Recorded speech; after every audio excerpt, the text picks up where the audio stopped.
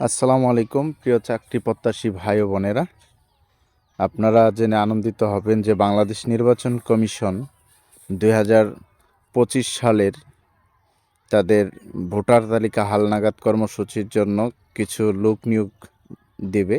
আপনারা যারা আগ্রহী প্রার্থী আছেন, আপনারা চাইলে এই অস্থায়ী প্রকল্পের জন্য আবেদন করতে পারেন আপনাদের নিজস্ব জেলা নির্বাচন কর্মকর্তার কার্যালয়ে। আপনাদেরকে আমি সার্কুলারটি দেখাচ্ছি। এটা হচ্ছে ময়মনসিংহ সিনিয়র জেলা কর্মকর্তার কার্যালয়ের বিজ্ঞপ্তি। এভাবে প্রত্যেকটি উপজেলা জেলা ভিত্তিক নিয়োগ বিজ্ঞপ্তি প্রকাশ পেয়েছে। এখানে দেখতে পাচ্ছেন যে বাংলাদেশ নির্বাচন কমিশন সিনিয়র জেলা নির্বাচন কর্মকর্তার কার্যালয় ময়মনসিংহ।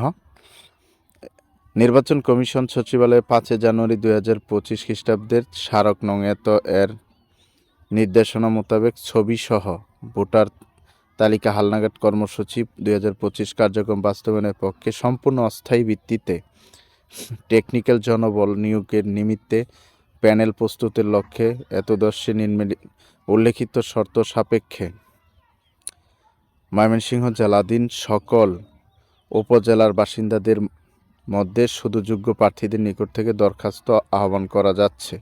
এখানে তারা যে জনবলগুলো নিয়োগ দিবে, আপনারা দেখেন যে পদের নাম টেকনিক্যাল এক্সপার্ট বা সাপোর্ট। এটা হচ্ছে স্নাতক বা সমমানের পরীক্ষায় পাস সহ কম্পিউটার ডিপ্লোমা কোর্স বা diploma in computer in engineering থাকতে হবে। যাদের এই ডিগ্রিগুলো আছে আপনারা চাইলে আবেদন করতে পারেন, কম্পিউটারে যারা দক্ষ আছেন। টিম লিডার স্নাতক বা উচ্চ মাধ্যমিক বা সমমানের পরীক্ষায় পাস সহ কম্পিউটারে ডিপ্লোমা বা সমমানের ডিগ্রি হতে হবে। এছাড়াও রয়েছে প্রুফ রিডার স্নাতক বা এইচএসসি সমমানের পরীক্ষায় পাস সহ কম্পিউটারের গতি, বাংলা ও ইংরেজি টাইপিংয়ের দক্ষতা অভিজ্ঞতা থাকতে হবে। ওয়ার্ড প্রসেসিংয়ের ভালো দক্ষতা থাকতে হবে আপনার। এছাড়া রয়েছে ডাটা এন্ট্রি অপারেটর উচ্চ মাধ্যমিক বা সমমান পরীক্ষায় পাস সহ কম্পিউটারে ওয়ার্ড প্রসেসিংয়ে দ্রুতগতি বাংলা ও ইংরেজি টাইপিং দক্ষতা অভিজ্ঞতা থাকতে হবে। ডাটা এন্ট্রি হেল্পার এসএসসি বা অষ্টম শ্রেণী সমমান পাস এবং সুস্বাস্থ্যের অধিকারী হতে হবে এবং হচ্ছে কম্পিউটার জ্ঞান সম্পন্ন অগ্রাধিকার গণ্য করা হবে।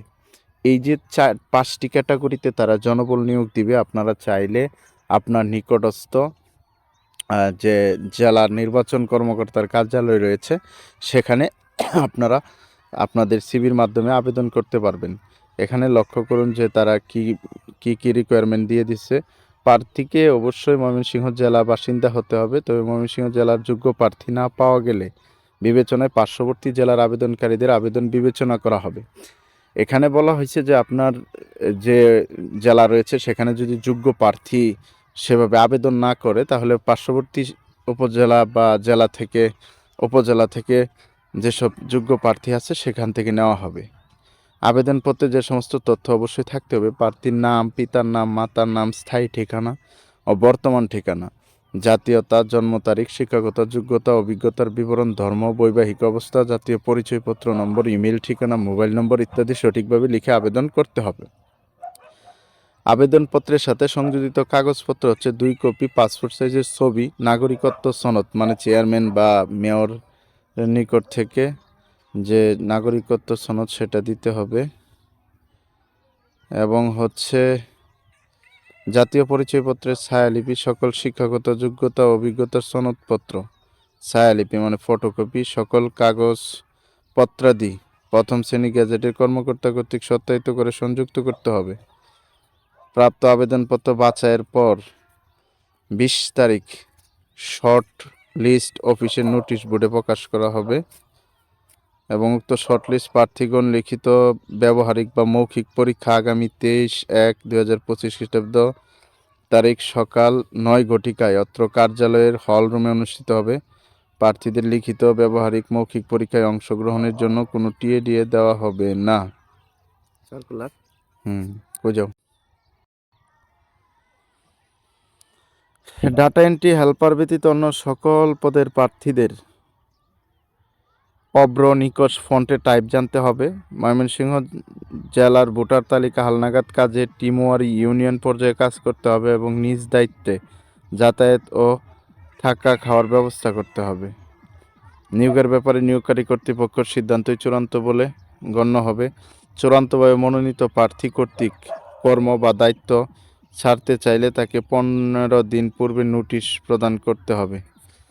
এই ছিল সার্কুলার।